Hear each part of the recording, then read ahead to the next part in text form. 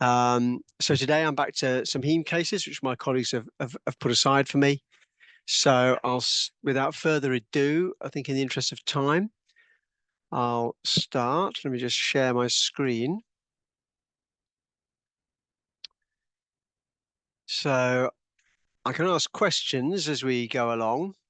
So we'll start the session now. So the first case is a 71-year-old man who has got a hemoglobin of 114, a white cell count of 28.7, platelets 142, and neutrophils 24. So he's got high neutrophils, and he was also JAK2 positive. So let me just move the camera so that you can see me facing you while the setup is difficult to manage sometimes. Okay. All right. Am I looking at it now? I think so. Yes. Okay. So this is his marrow.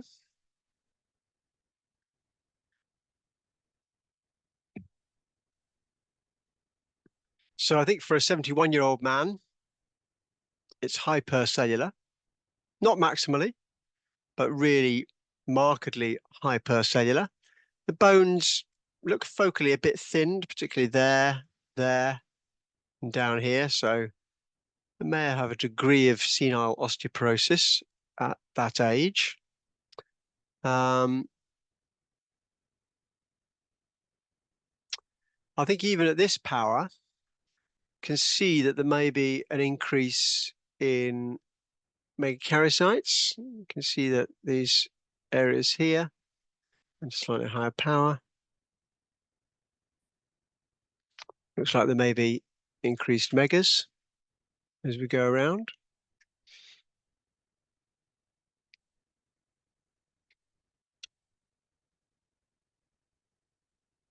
And I think this is a good example of morphology in general. So I think this is a rather subtle case, actually. We've got increased megakaryocytes. The nuclear morphology, it's always important to look at the nuclear morphology in megas. Some of them are slightly hyperlobated, like that one. Some of them are more normal, like that one. We haven't got any large megas, and we haven't got really much in the way of clustering. So just looking through it, yeah, we've got some little clusters here. So there's a small little cluster here. This will, of course, be more apparent on immuno, but I want to show this on H&E because that's, what most people are using. And you should be able to make the diagnosis on H&E anyway. So we've got occasional small clusters of megas, like this one here. But generally, they're lying singly, and generally, their morphology is within normal limits, actually. So, but they are increased.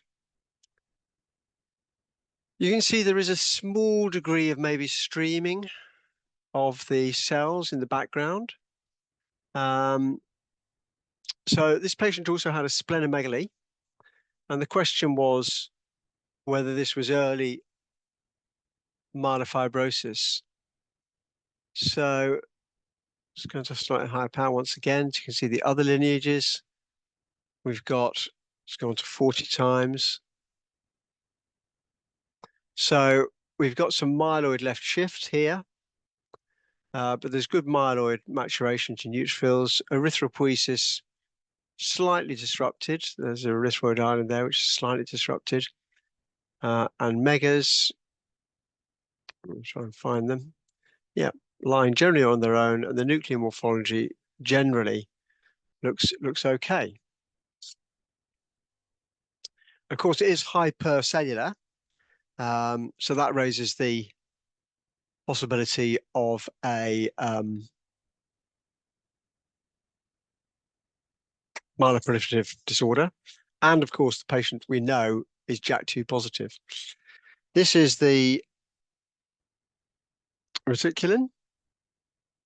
So into focus. So counterstained with an elastic Van Giesen, which stains the collagen fibers pink stroke red. And looking through the biopsy, it is slightly variable, but there is definitely increased reticulin, like here, here, here, and here. It was considered that the retic was increased grade 1 to 2, not grade 3. But the combination in this case of the hypercellularity, obviously the JAK2 positivity, the focal megakaryocytic clusters, and this increased reticulin indicated a diagnosis of early myelofibrosis. So I was just going to look at WHO for early myelofibrosis. So I'll just bring that up. The criteria, so to see how this fulfills the criteria for early myelofibrosis, because it is a more subtle case.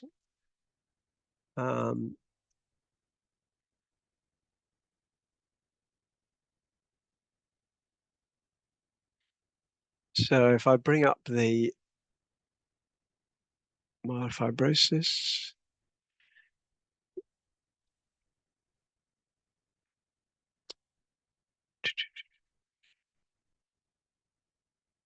right.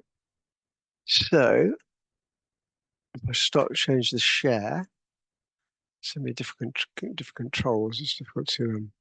So if I stop the share here, I'm just doing this to kind of illustrate why we agreed that this was myelofibrosis. So which screen do I want? So trying to work out which screen. Yeah, there it is. Okay, right. So here's the criteria. Should come up. Yeah, the criteria for is the criteria for to move that out of the way because I can't see what it's saying. Prefibrotic myelofibrosis. So the question is, have we got these? So we have got some megakaryocytic proliferation. I'm not sure we've got a great deal of atypia, but and it says reticulin fibrosis without reticulin fibrosis greater than 1, but in this case it is greater than 1. Also, increased cellularity, granulocytic proliferation. We've got JAK2 positivity. We've got there is a leukocytosis, and the patient has got splenomegaly. So, and it didn't fulfill any of these other criteria. So it wasn't chronic myeloid leukemia. Hemoglobin wasn't particularly increased, so it's not PRV. The platelets in this case, just remind myself what the platelets were. So the platelets are 142, so I think that's not compatible with an ET. It didn't look myelodysplastic.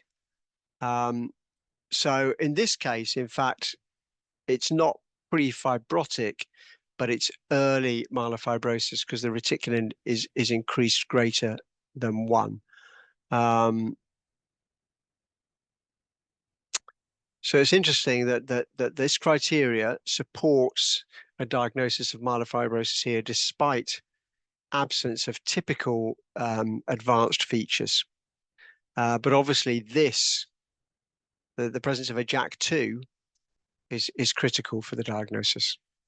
Does anyone have any comments about that case? I can show you the immunos as well, but they probably don't show that much actually.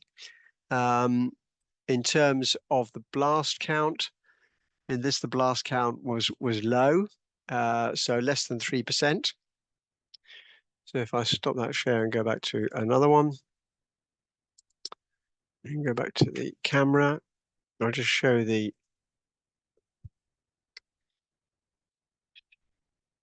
blast count.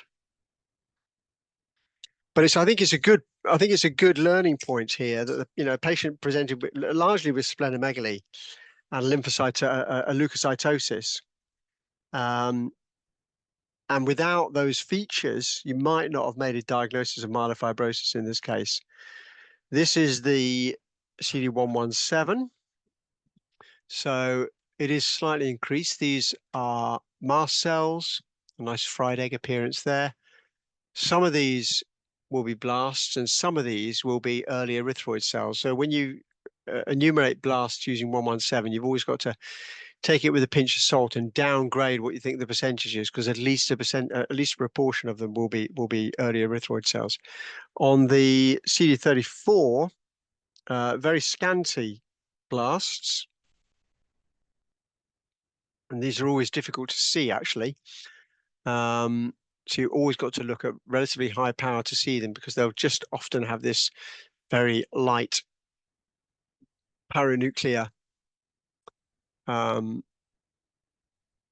staining.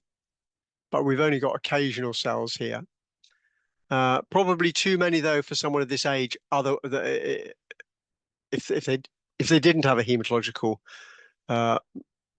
neoplasm, so I think that also gives more support to a diagnosis of a myeloproliferative disorder.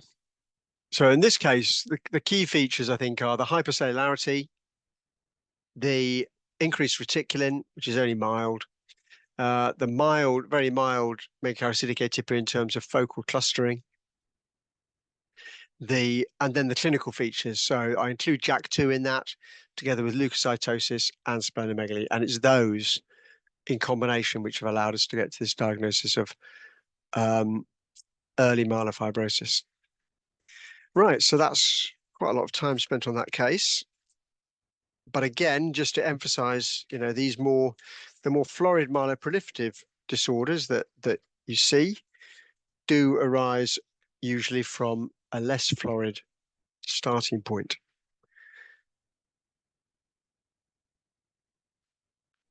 So the next one. So this is just an example of what you can do with a small biopsy. Never ignore a small biopsy. It's still been taken from the patient, still very important for them. I think we might have a better, there's a rather thick H&E. It's also really important that you try and get if you can, get your technicians or laboratory to section trafines at 2 microns. I think if you look at this one here,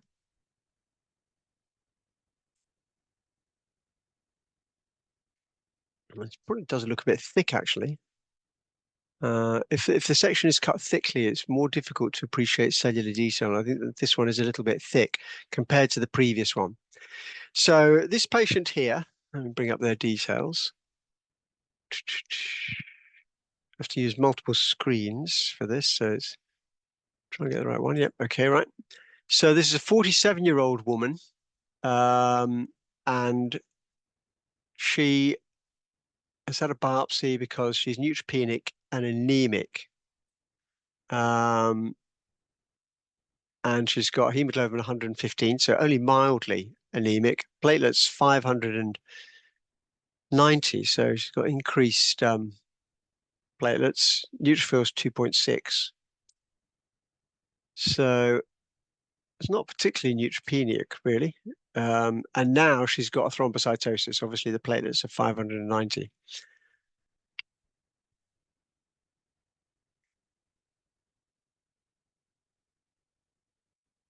So it's a small biopsy, but I think it's probably sufficient to suggest a diagnosis. So when you've got a small biopsy like this, let's just get it onto 2x lens. Got to be cautious of assessing plasma cells, lymphoid infiltrates, and also the myeloproliferative and myelodysplastic syndromes, because architecture is important in those, just as distribution and sampling is important for myeloma and lymphoma. So the distribution of cells is the architectural distribution of cells is important in the myelodysplastic and myeloproliferative, and it's much harder to assess that with a small biopsy. But I think we've got enough material here to say that this looks slightly hypercellular. Certainly, there's filling in of the marrow spaces like here and here, and it looks like we've focally lost, or we have lost paratrabecular fat spaces where the paratrabeculae where the trabeculae are present. We've consistently lost paratrabecular fat spaces. So like along there, along there, along there. There's just retraction artifact, and again along here. So even though it's not the best biopsy in the world, we've got sufficient represented to be able to say that we've lost the paratrabecular fat spaces pretty much everywhere. I'm always a little anxious interpreting areas like this where we've got some focal hemorrhage, but we can see from the fat cells that there's good representation of marrow in this area as well. And it seems relatively intact. So I think that we can interpret this area as well as the rest. So just take, it's good to find little clues because, it's not the greatest marrow in the world, but yes, the cellularity looks high. And also the cellularity is abnormal because we've lost, where we can see it, we've lost the paratrabecular fat spaces like in 1, 2, 3, 4, 5, 6, 7, 8, 9, 10, at least 10, maybe 11 instances. If we'd only lost it in one instance, I'd be less confident. But because we've lost it pretty much across the board, I think we've got confidence. So we've got confidence that we've got mildly hypercellular marrow and an abnormal proliferation of cells with loss of paratrabecular fat space. In fact, there's only very few fat spaces left, one there and one there. Okay, so that's before we've even looked at the cells in detail. So try and find a thinner part of the section, maybe, like here, to see what the cells are like. So it is rather thick, isn't it? We've obviously got increased megakaryopoiesis here and here and here and here. So large numbers of megas scattered around. Even there, there's that there. There's an atypical mega there, micromegakaryocyte, another one there, a small cluster of megas certainly there, another one there. So we've got abnormal megakaryocytes, increased hematopoiesis.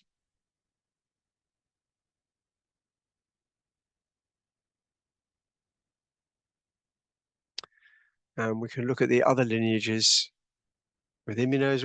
Also got to look carefully at the retic.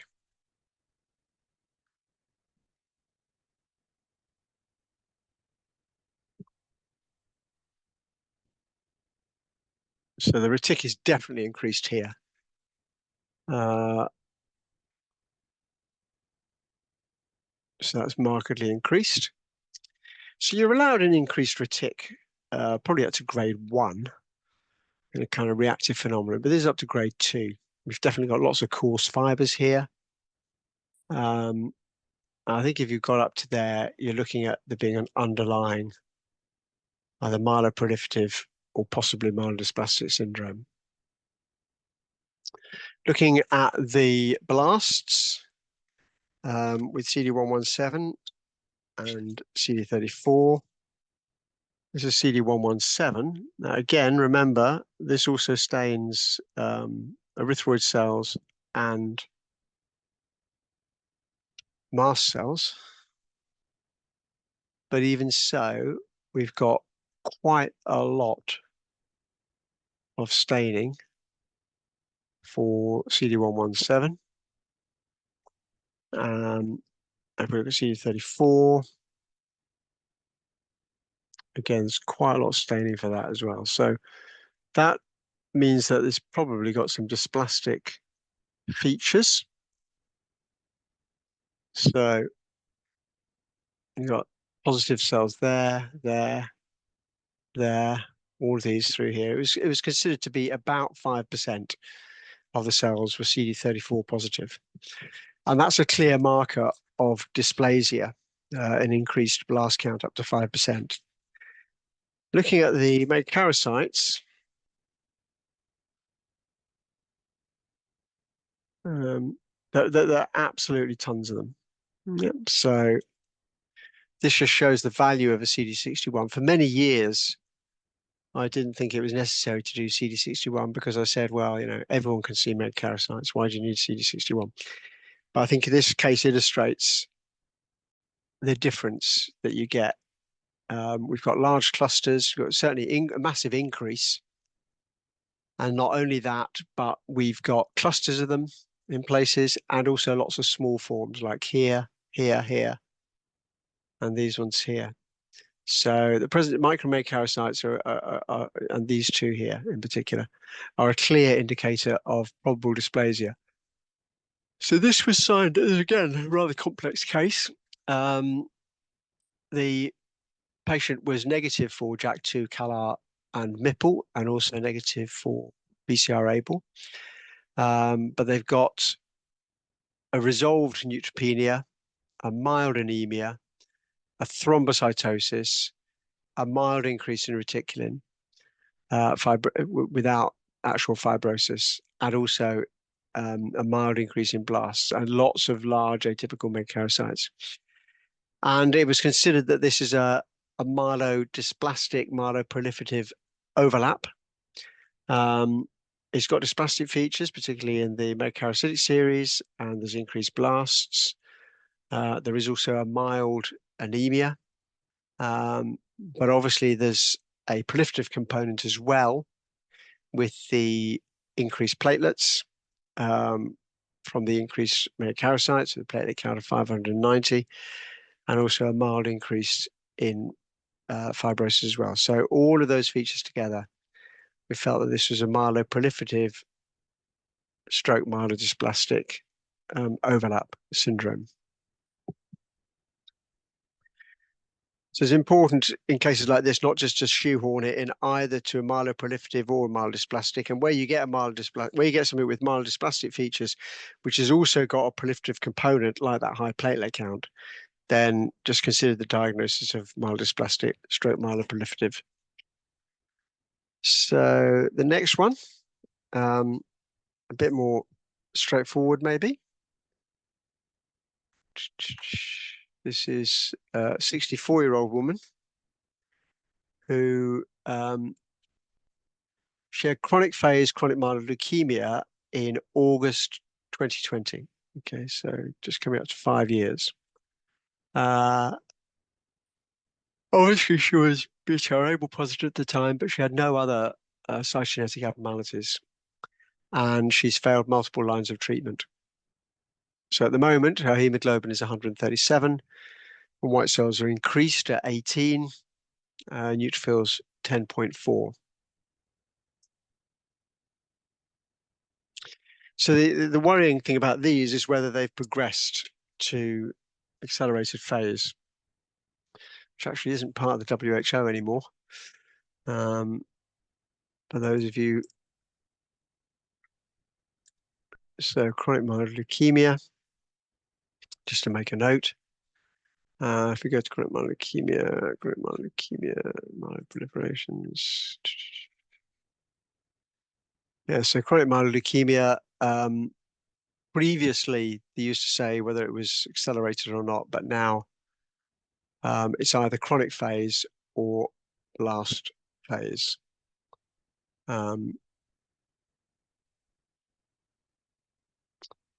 And whether there was a mild increase, when cases with a mild increase in blasts did not behave any differently with newer treatments, and so that kind of like accelerated phase designation has been reduced. Let's see, yeah.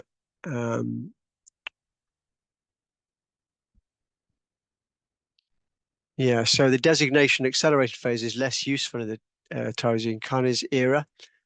It's now called high-risk chronic phase. because otherwise it largely behaves the same as chronic phase, but has a higher risk of progression. But because it responds to TKIs in the same way as traditional chronic phase, it's no longer separated out as a separate group. It has to be when it gets to blast phase that it becomes separated out. And that's where you get obviously an increase in blast. So I'm not sure what the percentage is. Anyway, so these are all relevant to this case because she's had long-standing chronic myeloid leukemia, which has been treated with tyrosine kinase inhibitors. And you'd probably be all surprised about this, but I've been doing hemopath long enough to remember the pre-tyrosine kinase era. And early in my hemopath career, they were trialing Gleevec. Manchester Infirmary, where I work, was one of the sites for the Gleevec trial. And that's obviously revolutionized this disease. So, age of the patient, let me just remind myself of her age, 64, yeah, born in, so she's 64. Hemoglobin looks okay, white cells are increased, 18.0, platelets are normal. So I think this is one of these biopsies where clinical pathological correlation is really vital. Chronic myeloid leukemia typically should be hypercellular and usually maximally hypercellular. So let's see what clues there are in this to give us a diagnosis of chronic myeloid leukemia, if any. Difficult to use the microscope and the computer at the same time.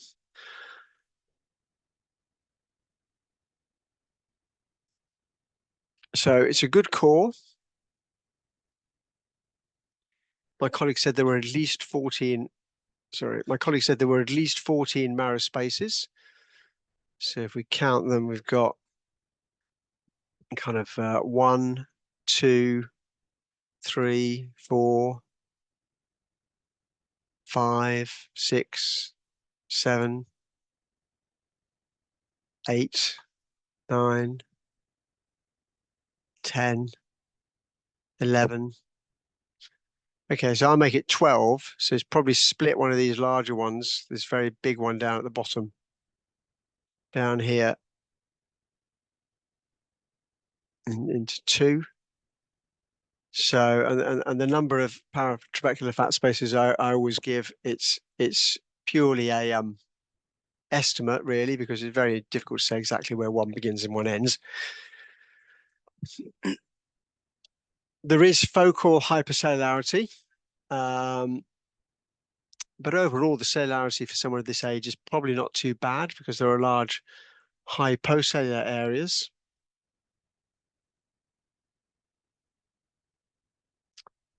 And in chronic myeloid leukemia, you're going to get myeloid expansion, which we've got. So lots of, so this is a typical pattern. Lots and lots of maturing myelopoiesis with myeloid cells at all stages of differentiation. Quite often get an eosinophilia, which is best seen on the Giemsa actually. Look at the eosinophils. Yeah, so we've got a mild eosinophilia, to be honest. It's only mild. But here we've got some eosinophils right here. But there is a mild eosinophilia, markedly increased myelopoiesis with good maturation. That's a typical feature of chronic myeloid leukemia. I can find the slide holder is not working very well.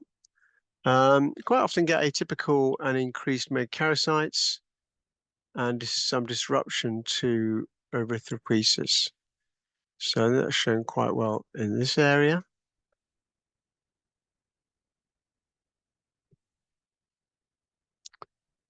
So got some atypical, large numbers of myeloid cells, which show good maturation, but also some left shift.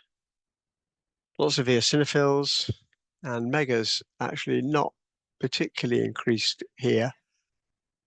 But where they are, there are some small forms. on the CD31. So I think it'd probably be difficult to make this diagnosis of chronic myeloid leukemia in this case if you didn't have any molecular. But the areas where you've got increased myelopoiesis, in particular, like here, can give you a clue to that. But there's no increase in blasts, so there's no acceleration. There's no transformation to blast phase. So probably maybe just try another line of treatment. Of course, if you stop giving these patients tyrosine kinase inhibitors, they're going to, revert to normal natural history of the disease, which is to transform eventually into acute myeloid leukemia. All right, another case. I've got two more from my colleague, and then I'm going to show a couple of mine as well. Oh, it's a nice breeze. Just had a nice breeze come through the window. Stop me melting before the end of the session. We have no, because it doesn't get very hot in England all that frequently, there's no real effective air conditioning in my office or anything like that. So probably about as hot as being in the lab in Zambia at the moment.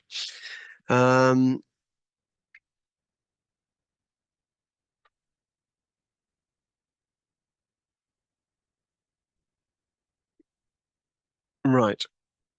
So this is a 83-year-old man who's presented with a white cell count, a hemoglobin of 70, platelets 32, neutrophils 0.1. He's had a nearly 3-year history of myelodysplasia. And the question is, has this transformed to acute leukemia? Okay, right. So got a question here. Do you usually differentiate features of CML in blast phase versus AML?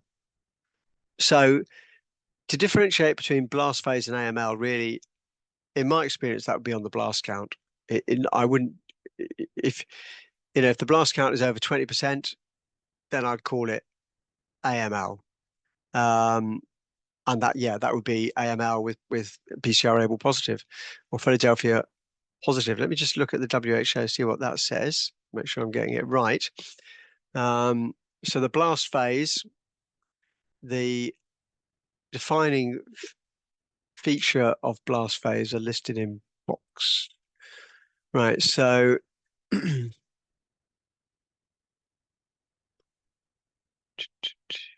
let's share this now. So this is the feature. So this is when it's still blast phase. So blasts, so detection of greater or equal to 20% myeloid cells, or extramedullary blast proliferation, or detection of lymphoblasts. So to my mind, I would call that acute myeloid leukemia because it essentially has progressed. If it's got more than 20% blasts, then it's acute myeloid leukemia. It's behaving as such. So I think what we would call it is acute myeloid leukemia transformed from chronic myeloid leukemia. Up to 20%, I would call it blast phase. Though that doesn't concord with what the WHO says. So I'm probably not being very helpful here, am I? So it says detection of greater than 20% myeloblasts. Well, I'd argue that is in fact now an acute leukemia rather than chronic myeloid leukemia. That's my answer to your question. That's how I would report it. Yeah, that's how I would report it. I'd say that it's acute myeloid leukemia transformed from chronic myeloid leukemia. And blast phase I would take as increased blasts, but up to 20%. I don't know what other people's views are on that. Are people in agreement with that or not? Would anyone report it differently? Once you got 20% blasts, would anyone not call it acute myeloid leukemia? I mean, it is an important point because this is basically the main reason for the difference between the WHO classification and the international consensus classification was the number of blasts needed to give a diagnosis of acute myeloid leukemia.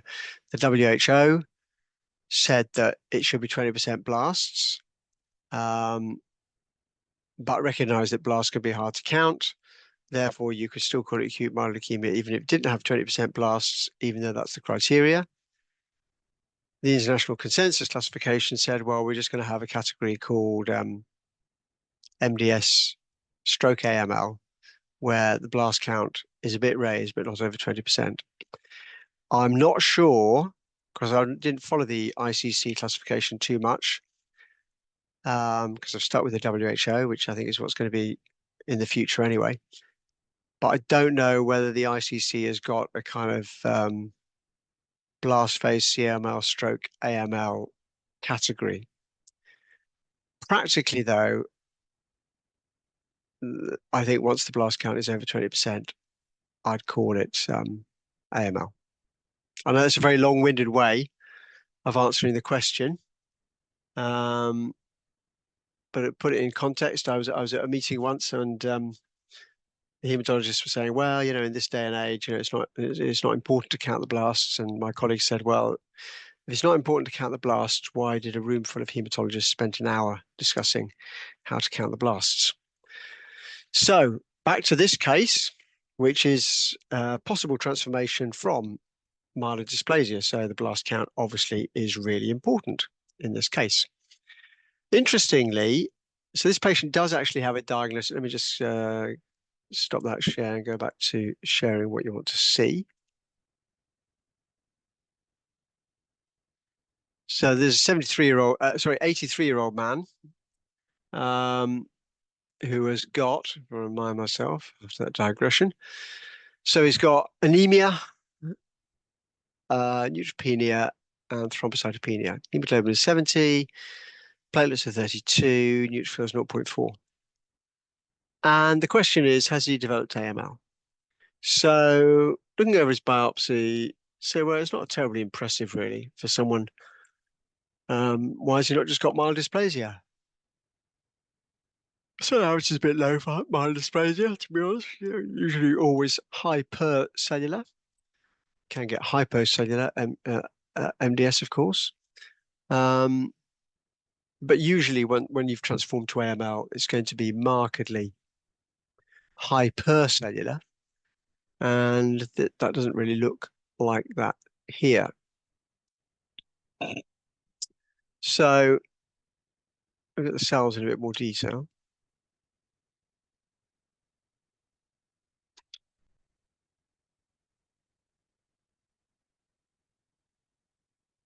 Difficult to get the focus just right. The section's maybe a little bit thick.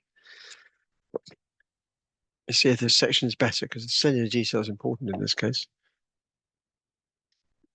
Yeah, this is better morphology. So the situation we've got here is that our normal lab give really nice sections at the moment, and our immunolab seems to cut the sections just that bit thicker, and so we don't get as good morphology. And good morphology, the most important thing you can do in hemopath for diagnosis is good trifine morphology. You need thin sections. They really need to be down to at least at most 3, and hopefully 2 microns, because then you get all this nuclear detail. Now you can circumvent that by doing tons of immunos, but I think if you've got good cellular detail, that's really key. So we've got this marrow. It's hypocellular, if anything. But we've got collections of abnormal cells within it. Now, just to go back to those cells there,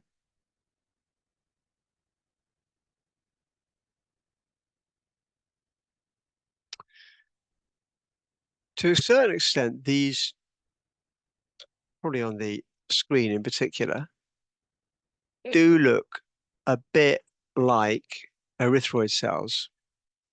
I think some of them maybe are. But they're too monomorphic and there's lots of them. And I think, in fact, these are small blasts. Collections of small blasts spread through the trifine.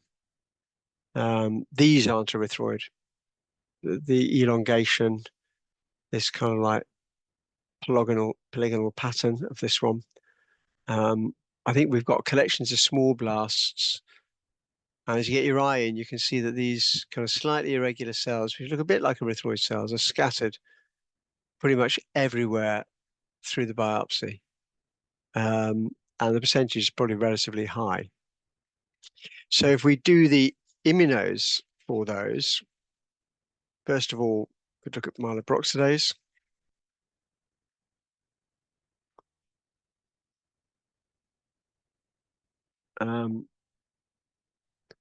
Which isn't very high, actually. I expected it to be higher. But quite often, blasts can lose myeloperoxidase. If we look at CD34, that's markedly increased.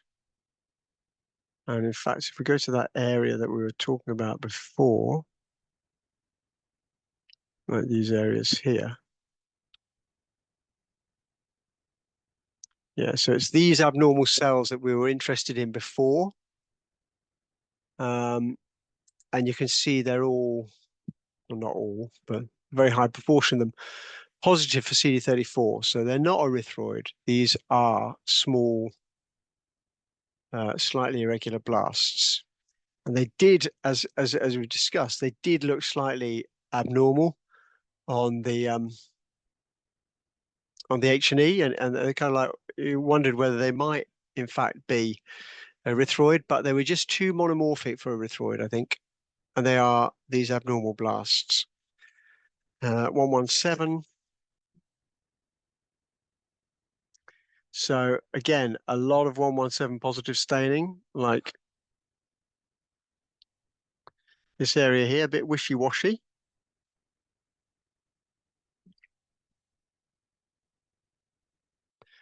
But this is too much for erythroid. Some of these, you've got some mast cells here, maybe some erythroid cells in the background like that. We've got all this other staining here, slightly granular staining, and I think all these are blasts. So the blast count, my colleague estimated here at 60% overall, largely from a combination of the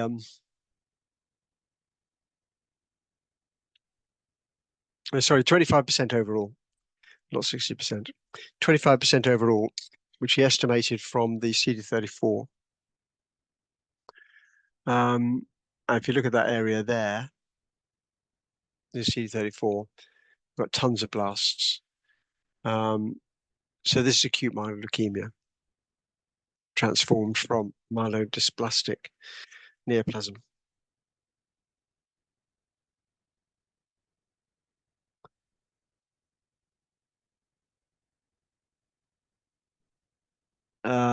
And the clue that it's arisen from a myelodysplasia. Obviously, we knew in this instance that there was a history of myelodysplasia, but the fact that it's an AML arising from myelodysplasia, you can see the myelodysplasia shown very clearly here with the CD61 and megakaryocytes.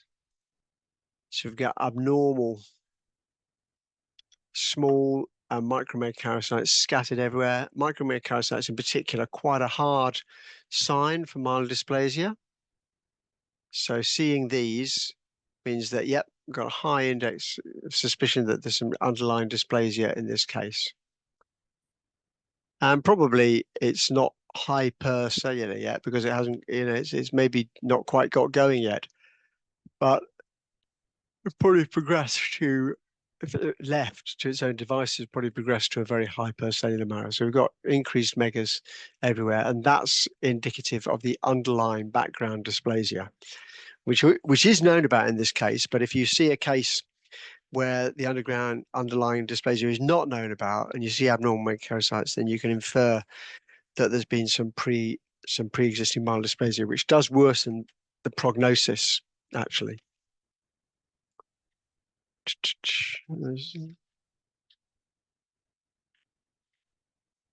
The final case I've got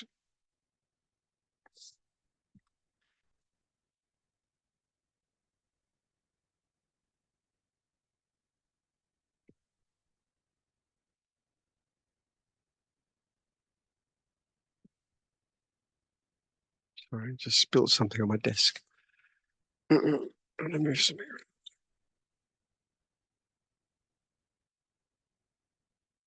Clear that up a bit.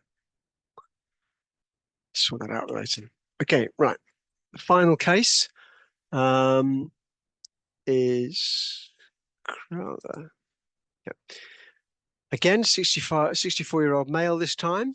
And he's got hemoglobin 114, platelets 647, neutrophils 5.9.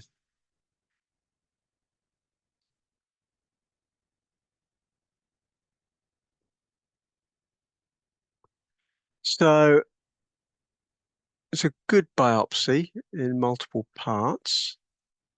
I think that's a good example there. So for a 64-year-old, definitely increased cellularity. You got some filling in of the fat spaces in places. And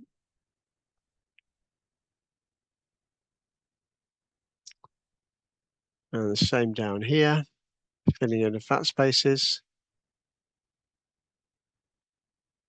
And there are increased megas. So lots of increased megakaryocytes, like here, here, here. So this is quite straightforward. High platelet count. And increased clusters and nests of megakaryocytes.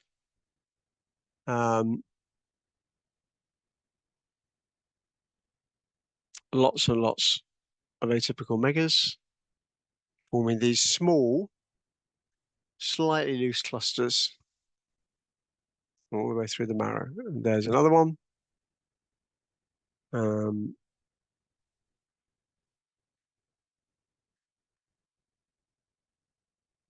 There's another cluster here,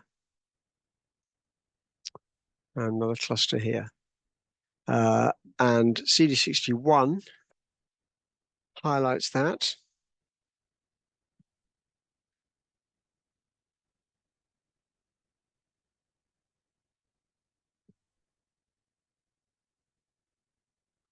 You can see the clustering on CD61. So this is a case of essential thrombocythemia. And it was, you can obviously get post-ET myelofibrosis. So there was a suspicion that the retic was focally increased in this case, and the patient may be developing post-ET myelofibrosis. So it's only focal though in this area. In this area, let's see.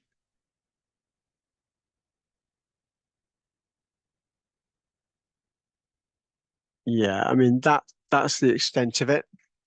So it's probably only grade 1 to 2. You've got occasional coarse fibers like here, so that'd be up to grade 2. So possible transformation, but not definite.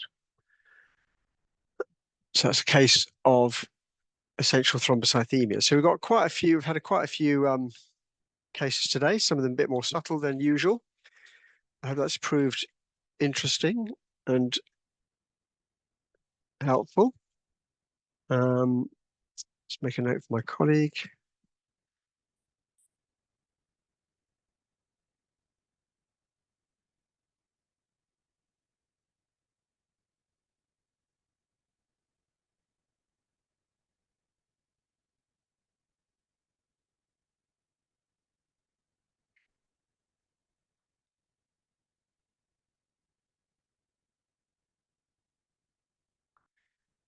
Right, are there any comments or questions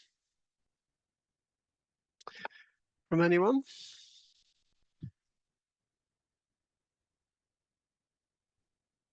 I hope that has proved useful. I don't know if any of you are aware, but the Leeds Virtual website has now got, I saw an advert from it today. So I'll just put in the chat.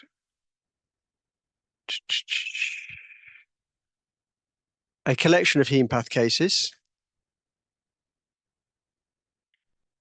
If any of you want to have a look at that. I don't know. Ava, are you able to take that link and send it out to the participants, please? Because it's got a very, if I just share it while we're here. Yes, it's in the chat now. Okay, so they will be able to get it, will they? They should be. If not, I can send it again and see. Yeah, could you please? Yeah. That'd be great. Thank you. Because this is I've just discovered this Haemopath Atlas, which is got a huge range of cases in it. So I'd recommend it to you all. There's less on the myeloid lesions, but still quite a lot. So we've got got chronic myeloid leukemia here. So quite a lot of cases. So I think that this should all be very useful for revision and teaching. Okay, I'll stop that share. So next week it's going to be head and neck pathology from Dr. Guy Betts, going through all the entities, diagnostic entities, but with probably a bit more of a focus on CPC and MDT, stroke surgical and therapeutic considerations following on from the diagnosis. Maybe I think that would be useful for you all, because I'm sure that you all got to collaborate very strongly with the clinicians. Are there any other comments before we stop the recording? No. Okay, well, thank you very much for your attendance and interest. If it wasn't for yourselves, there would be no point in doing this. I hope you have a good week wherever you are, and see you all again next week. So good evening and thank you.